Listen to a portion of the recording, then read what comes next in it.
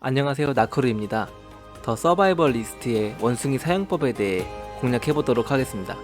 어떻게 일을 시키고 어떤 일들을 시킬 수 있는지, 그리고 이 원숭이를 100% 활용해서 생산 자동화를 하는 방법까지 알려드리도록 하겠습니다. 게임을 진행하다 보면 감옥에 갇힌 원숭이를 구해주거나 원숭이가 원하는 특정 아이템을 건네주어서 동료로 만들 수가 있죠. 이 원숭이는 최대 20마리까지 데리고 다닐 수 있고, 멀티플레이 참가 시에는 5마리까지 자신의 원숭이를 데리고 들어갈 수 있습니다. N키를 눌러서 원숭이의 이름과 색상을 바꿀 수 있고, 숙련도와 현재 작업 중인 내용을 확인할 수 있습니다. 조작은 Q를 꾹 누르고 있으면 주변 원숭이가 플레이어에게 다가옵니다. 그 상태에서 클릭 또는 드래그해서 원숭이를 선택하고 나오는 메뉴에서 아이템을 주거나 가르치기, 따라오기 또는 취소하기를 할 수 있습니다. 좁은 곳에선 한 마리씩 선택하기 힘드니 넓은 곳에서 하면 좋습니다. 아이템을 건네주기는 선택되어 있는 아이템을 원숭이들에게 던져줍니다. 동시에 여러 개도 가능합니다. 따라오기는 플레이어를 따라다니는 상태가 되며, 취소하기는 아무것도 시키지 않은 상태가 되는데 엉뚱한 곳으로 가버리지 않도록 신경 써야 합니다. Q를 누르고 있을 때나 따라오기 등으로 원숭이가 플레이어를 따라가는 중일 땐 테두리 색상이 나오는 걸 확인할 수 있습니다.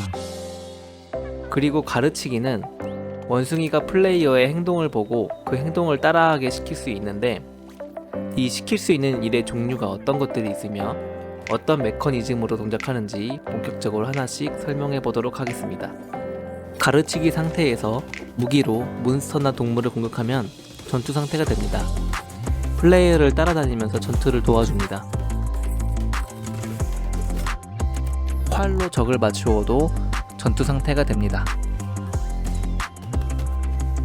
연습용 더미를 공격해서 전투 상태로 만들 수도 있습니다. 상자를 들고 따라다니게 할 수 있습니다. 이동용 가방이 되는 거죠.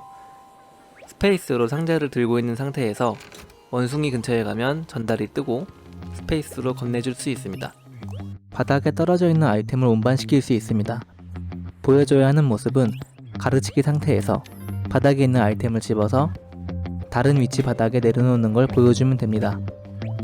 주변에 아이템을 주워다가 지정해준 위치에 놓는 일을 반복합니다. 아이템을 상자 속에 넣거나 아이템을 가공대에 넣게 할 수 있습니다.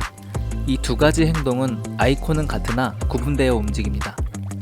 첫 번째 행동은 주변 바닥에 있는 아이템을 주워서 상자 속에 넣는 것이고,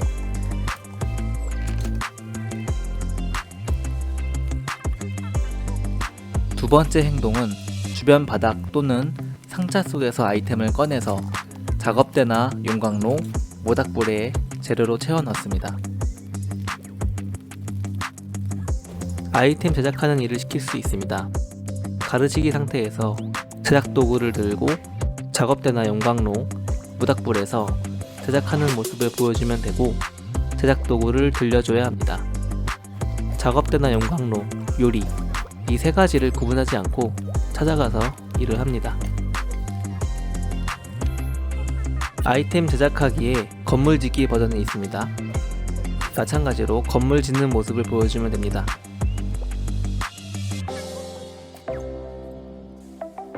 아이템 재료 채워 넣기의 건물 버전도 있습니다. 건물 청사진에 재료를 넣는 모습을 보여주면 됩니다.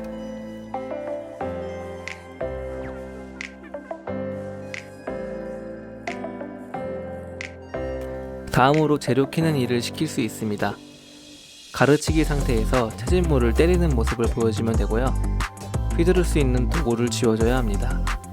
시킨 일에 맞는 도구를 들려주는 게 좋겠죠. 학습시킨 곳에서 주변에 있는 지정해준 채집물을 반복해서 캡니다. 행동은 세 가지로 나눠지는데, 목재를 캐는 벌목, 광석을 캐는 채광, 풀을 캐는 채집으로 구분되며 세 가지 아이콘 모두 동일합니다.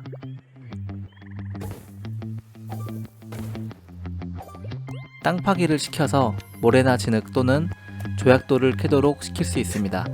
가르친 자리에서 삽이 부러질 때까지 팝니다.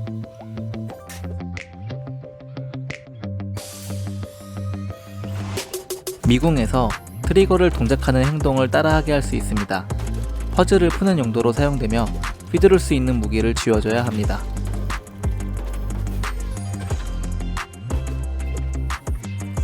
V키를 눌러 포즈 취하기를 따라하게 할 수 있습니다.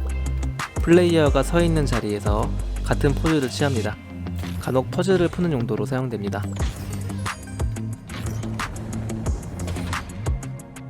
여기까지가 원숭이들에게 시킬 수 있는 일의 종류였습니다.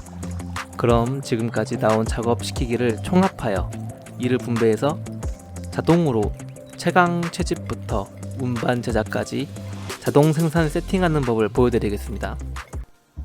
자, 그럼 원숭이들을 열일시켜서 돌벽 공장을 만들어 보겠습니다. 지금 10마리의 원숭이가 있는데 활용법을 보여드리는 것이니까 작업을 종류별로 한 마리씩만 사용할 건데요.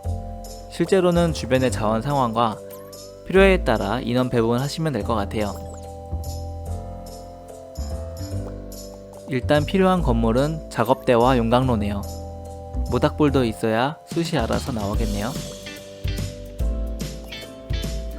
첫 번째 원숭이로 건물 짓기를 시키겠습니다. 나중에 돌벽을 이 친구가 만들겠네요. 학습하는 데에는 망치질 한 번만 해도 됩니다. F를 눌러 건물 짓기 취소하고 망치는 이 친구에게 줄게요.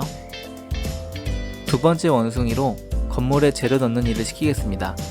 상자에서 재료를 꺼내 건물에 넣는 학습을 시켜줍니다.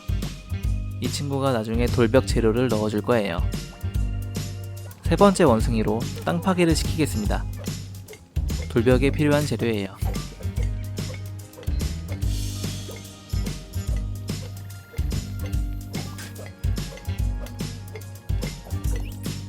네 번째 원숭이로 땅에 떨어진 아이템을 주워서 상자에 넣겠습니다. 청소 담당입니다. 바닥에 있는 아이템을 주워 상자에 넣는 학습을 시켜줍니다. 상자에 넣을 때 드래그로 넣으면 이상하게 동작을 안 하더라고요. 클릭이나 우클릭, 쉬프트 클릭으로 넣어줍니다. 다섯 번째 원숭이로 작업대 재료 채우는 일을 시키겠습니다. 상자에서 아이템을 꺼내 재료를 채우는 모습을 보여줍니다. 돌조각을 만들려고 했는데 조약돌을 아직 안 캐고 있네요. 숯을 한 개 넣어서 작업을 걸어 놓죠. 이 친구는 작업대와 용광로, 모닥불에 재료를 채워 넣는 일을 하게 됩니다.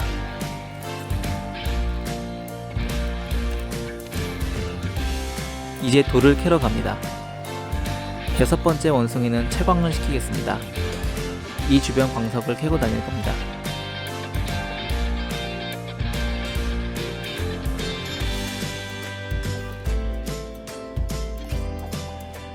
일곱 번째 원숭이로 떨어지는 돌을 주워오도록 시키겠습니다. 상자에 바로 넣어도 되지만 거리가 멀었다고 생각하고 바닥에 내려놓았으므로 이 친구는 돌을 이곳에 계속 운반을 하게 될 거예요. 여덟 번째 원숭이로 아이템 제작을 시키겠습니다. 이 친구가 작업대와 용광로, 모닥불의 제작을 담당하게 됩니다.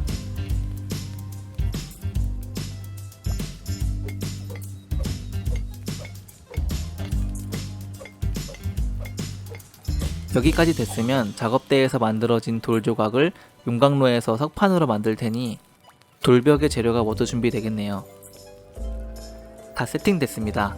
이제 저는 돌벽 청사진만 올리면 건물 짓는 친구들이 알아서 돌벽을 완성시킬 겁니다. 이런 방법으로 다른 작업들도 편하게 해보세요. 원리는 같습니다.